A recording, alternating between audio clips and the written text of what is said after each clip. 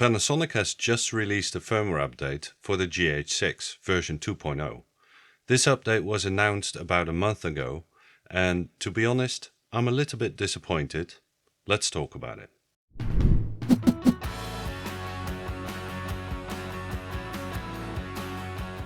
This update, version 2.0, gives us more ProRes flavors for internal recording, as well as ProRes RAW via HDMI to an Atomos Ninja V or a 5 Plus.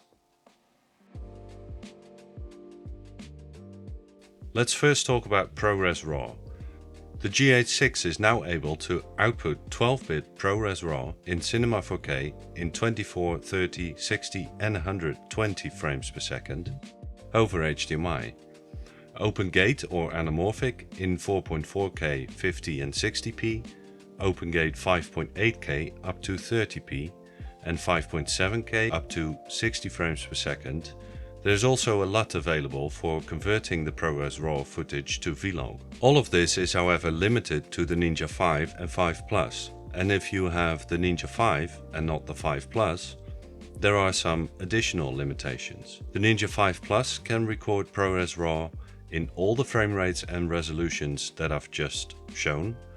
The Ninja V, however, is limited to ProRes RAW in Cinema 4K up to 60 frames per second, so not in 120 frames per second. The 4.4K open gate mode in 50 and 60 frames per second is not available on the Ninja V, and the 5.8K open gate mode is limited to 24 and 25 frames per second, whereas the Ninja V Plus can record up to 30 frames per second in this mode. In 5.7K the Ninja V is limited to 24, 25 and 30 frames per second. The 5 Plus can do up to 60 frames per second. Next, let's look at the additional ProRes options that have been added. Until this update we only had 5.7K in 24 and 25p in ProRes 422 or 422 HQ. With the update we now get a whole range of ProRes options. There is 5.7K in true 24p in ProRes 422 and 422 HQ. Also added are Cinema 4K and Full HD in true 24p, 25p, 30, 50 and 60p, all in ProRes 422 or 422 HQ. So how do you set this up? First of all, your GH6 and your Ninja V or 5 Plus need to be updated with the latest firmware. For the GH6 this is version 2.0 and for the Ninja V version 10.77. Links to all the firmware downloads and the LUT are in the description. If you now go into the menu on the GH6, under the camera icon, you'll find HDMI raw data output. Set this to on. It'll give you a warning that you cannot record internally while outputting RAW. Hit yes and the camera is set up. On the Ninja you need to go to the record menu where you select ProRes RAW as the codec. Here you can also choose if you want ProRes RAW or ProRes RAW HQ. Once that is set up, go to the monitor menu and select PQ for monitoring your image. That's it, you can now record ProRes RAW to your Ninja V or 5 Plus. There is another feature that came with this update. It's expanded compatibility with DJI Gimbals, the RS2 and RSC2. This update added the active track function. Now I don't have a DJI Gimbal myself, so I can't show you this feature.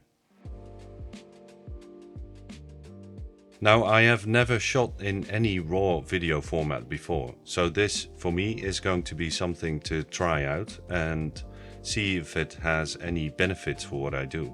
Also, as a DaVinci Resolve user like myself, I can't process ProRes RAW and I need to convert it first, since DaVinci Resolve doesn't support ProRes RAW. I hope that in the future Panasonic will add external B-RAW to the GH6 like on the S1H, or that Blackmagic will add ProRes support to DaVinci Resolve.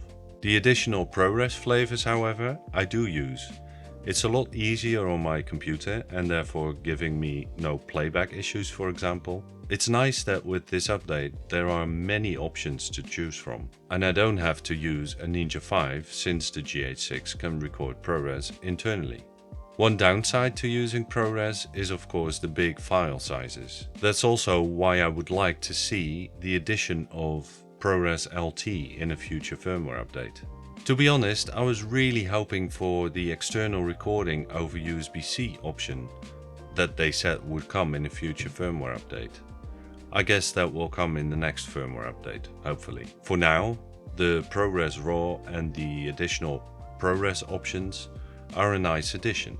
What do you think about this update? I'd love to hear if you shoot in ProRes RAW and why or why not. Let me know in the comments. I hope this video was helpful. If so, please like and subscribe and maybe hit that notification bell. And I hope to see you next time. Thanks for watching.